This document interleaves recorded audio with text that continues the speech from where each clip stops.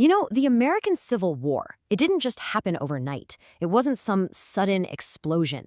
It was more like a slow-burning fire that had been smoldering for decades. So today, we're going to trace the sparks that finally lit that fire, and we're going to do it by looking at the story of just one state, Georgia. Because its journey to secession, it's like a mirror reflecting a whole nation just tearing itself apart. Long before the first shots were fired, Abraham Lincoln saw exactly what was happening, the cracks forming in the very foundation of the nation. He warned everyone, a house divided against itself cannot stand, and he was so right. This wasn't a sudden storm that came out of nowhere. This conflict had been brewing for decades, and it was fueled by disagreement so deep that no amount of political patching was ever going to hold the country together. So, what were these issues that just couldn't be reconciled? Well, it really boiled down to two powerful, tangled forces: the brutal economic engine of slavery and the fiery political debate over states' rights. I mean, it's like you could literally see two different countries forming right next to each other. Up north, you've got this industrial revolution kicking off. Factories, bustling cities, all powered by immigrant labor, and this growing feeling that slavery is just plain wrong. But then you look at the South, and it's a completely different world. The entire economy was chained to agriculture, especially cotton. And when the cotton gin was invented, man, that turned cotton into a gold mine. But it was a gold mine that ran on the forced labor of millions of enslaved people. This huge economic clash just poured fuel on the fire of the political debate over states' rights. The core idea was pretty simple. Should individual states have more power than the federal government? And while this became the South's main argument for defending slavery, it was actually a really old fight. I mean, think back to the 1830s, when South Carolina nearly left the Union over federal taxes. This tension had been there for a long time, but slavery was the issue that would finally make it snap. For decades, Congress tried to defuse this ticking time bomb.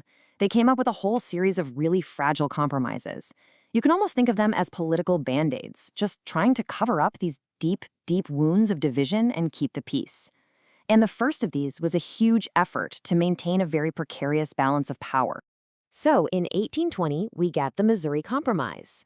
The big problem was all the new land out west. Every time a new territory wanted to become a state, it threatened to tip that delicate balance of power in Congress between free states and slave states. So they came up with a classic political trade-off. Missouri could come in as a slave state, but Maine would enter as a free state. This kept the numbers even in the Senate, and believe it or not, this fragile peace actually held for 30 years.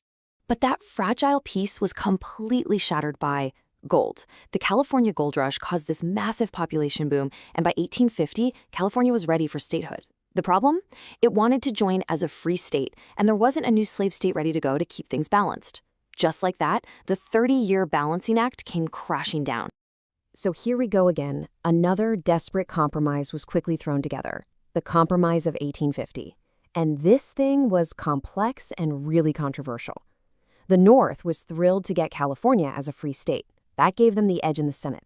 But the South demanded a heavy price, the Fugitive Slave Act.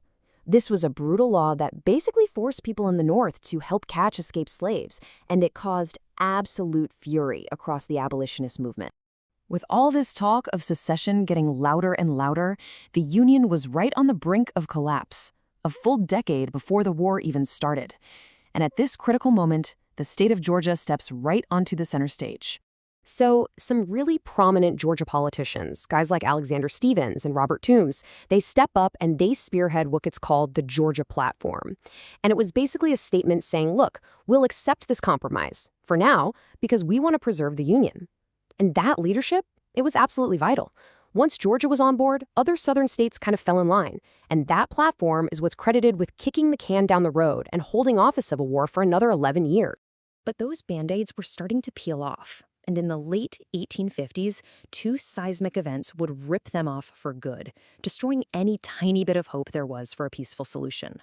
First up, the Dred Scott decision. This Supreme Court ruling was a political earthquake.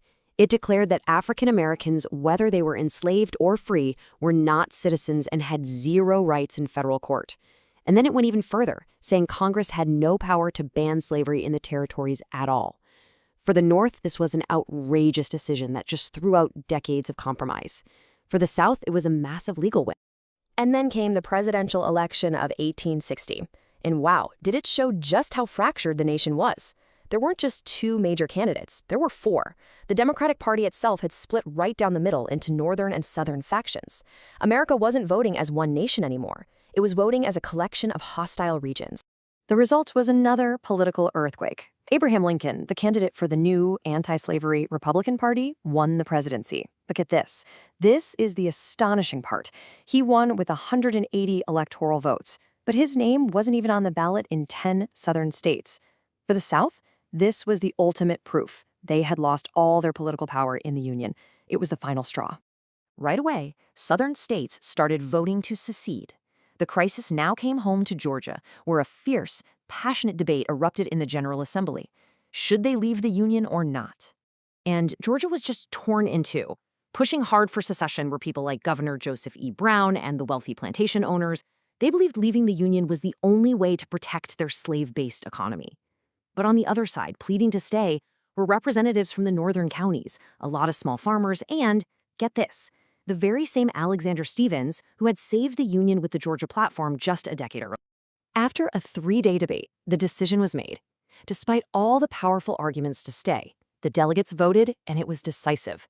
On January 19, 1861, Georgia officially seceded from the United States. Okay, so let's zoom in on that man, Alexander Stephens, because his story has one of the biggest ironies of this entire period. He was, without a doubt, one of Georgia's most powerful and respected voices arguing against secession. Just before the vote, Stephens gave this incredible, powerful speech. He brilliantly argued the case for staying in the Union, warning everyone about the catastrophe that secession would bring. He fought for the Union right up until the very last moment. And this is where it gets truly wild. The great paradox. So after Georgia secedes, the brand new Confederate States of America needs a vice president. And who do they choose? The one guy who just delivered the most powerful, most eloquent argument against them even existing? Alexander Stephens. You can't make this stuff up. Now, it was a strategic move, right, to make it look like they were all unified. But wow, it has to be one of the most stunning contradictions of the entire era. So this brings us to one last haunting question. For 40 years, compromises, like the one Georgia championed, they held the nation together. They bought some time. But did these political band-aids ever really heal the nation's wounds? Or did they just hide a festering infection of division, letting it spread and spread until the only cure left was the brutal surgery of war?